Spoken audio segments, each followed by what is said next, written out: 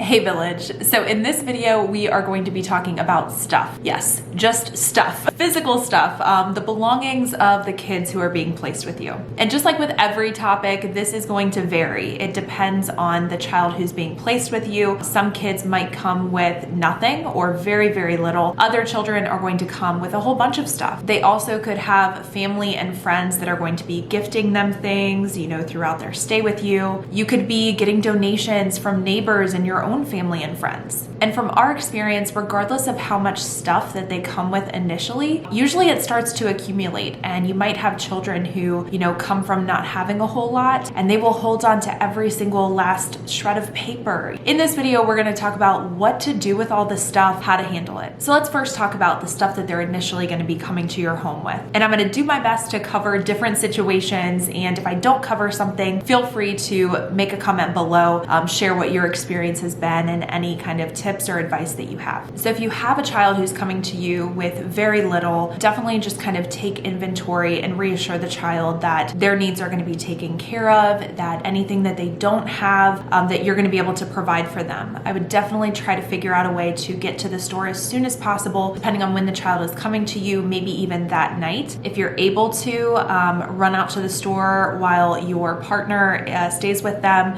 If you're a single foster caregiver, maybe see if you can have a friend do the shopping for you. And also, depending on the age and the development of the child, I would have them be a part of the conversation and the list that you're making of things that they might need. Some foster parents caution about taking kids who have just been placed with you out in public right away. And again, this depends on the development of the child, but sometimes you might not want to take the child immediately out into a public space. You want some time to get to know them. Now, this is something that we haven't had to do, but it's just based on the kids who enter our home, but just a consideration to keep in mind. So if they come with very little, make sure that you are addressing those needs right away and that you're talking with the child about what items are important to them. You can also talk with them about what they might be able to have the caseworker bring. The caseworker is going to be in communication with the primary family, whether that's their grandparents, aunt and uncle, mom and dad, whoever they came and were disrupted from. The caseworker is going to have ongoing communication with them. So let's say that the child,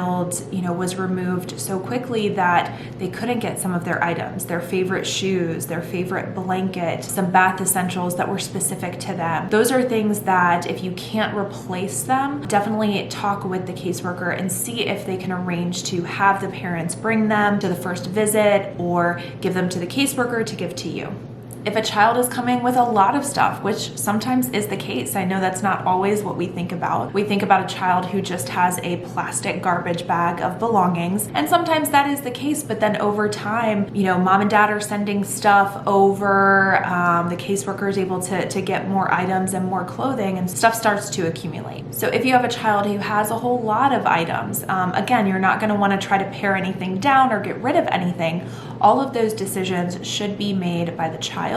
And depending on the child's age, if they're younger, you can actually talk with mom and dad if you have that open communication and talk to them about, hey, is it okay if these items we donate to Goodwill, or would you like me to send them home with you? The child's, grown out of them.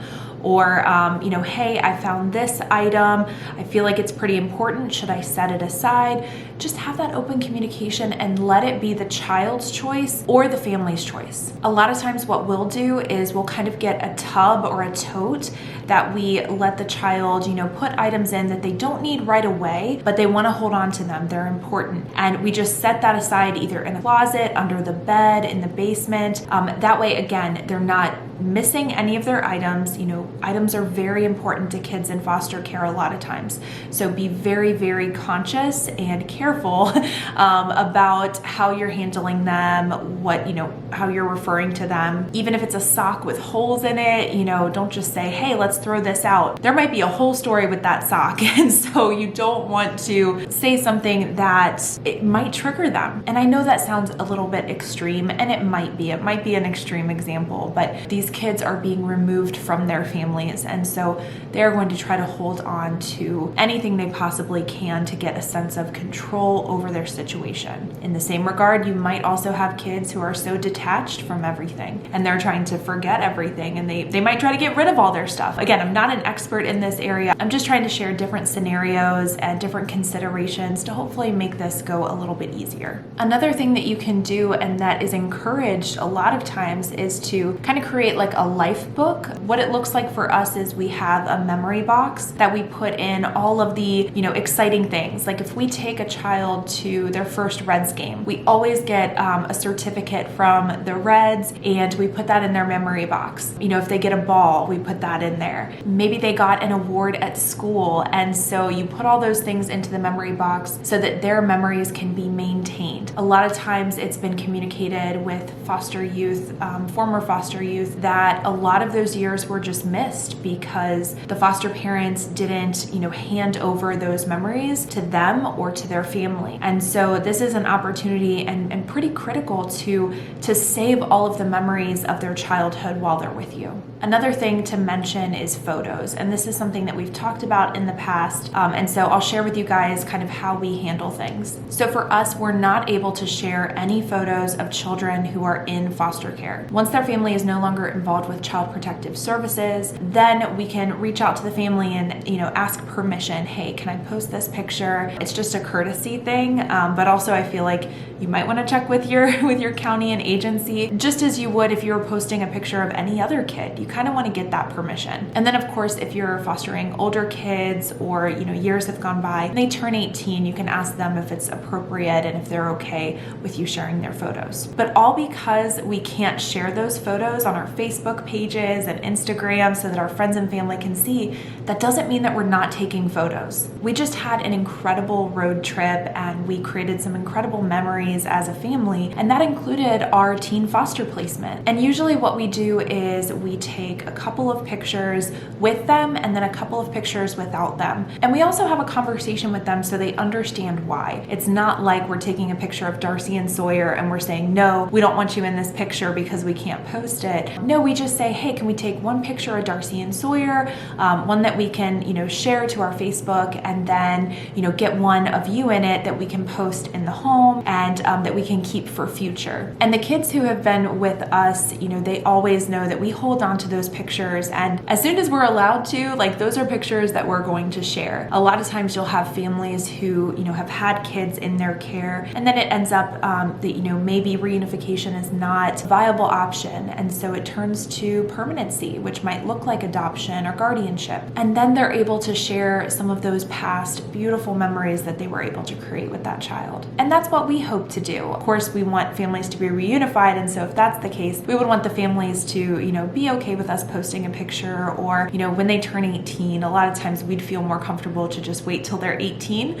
But that's with us because we have a little bit bigger of a social media following. But my point is, take the photos. Take the photos regardless of if you can share them, because those are memories that that child and, maybe eventually their family will be able to enjoy. So the big takeaways when it comes to stuff, whether they're coming with very little, whether they're coming with a lot of items, make sure that it is always their choice on what gets to be kept. Don't try to rush anything out of the home, even if it's damaged.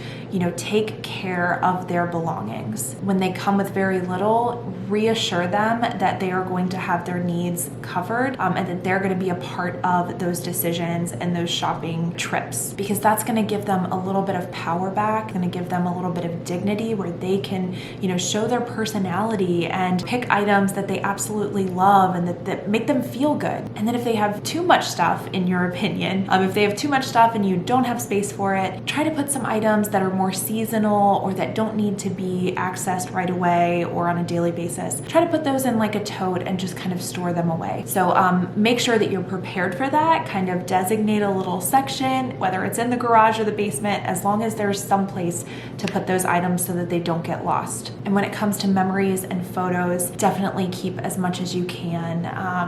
These are years that have been taken from them and their families, being together. And so the very least that we can do as foster caregivers is try to maintain those memories that we're creating, because while they're with us, we want them to thrive. We want them to experience things. And so why not capture those? Why not take the videos, take the photos, and then share them with their family and with them when they're older? I would love to hear some of your guys' ways to make sure that you are maintaining all of the items that the kids come with and that they start to accumulate, and maybe some creative ways that you hold on to the different memories and photos for the kids and families. And that's it for this video. Thank you so much for watching. I'll see you next time.